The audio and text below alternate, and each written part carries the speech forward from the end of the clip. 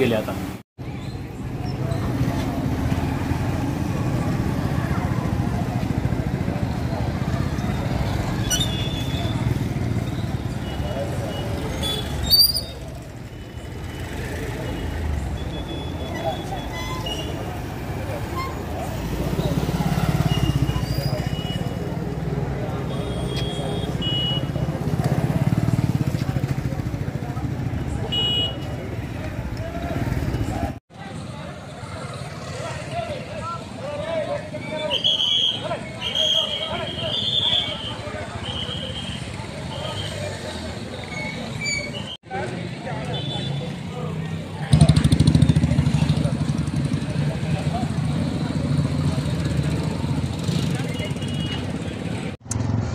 रामेश्वर कॉलनीत स्वामी समर्थ जे चौक आहे, या चौकातील एका मेडिकलवरील एका मुलाला त्याला नोकरीवरून काढलं होतं। त्या अनुषंगाने तो काही मित्रांसोबत येऊन त्याने नोकरीवरून का काढलं म्हणून विचारणा करण्याच्या अनुषंगाने थोडा वाद झालेला होता।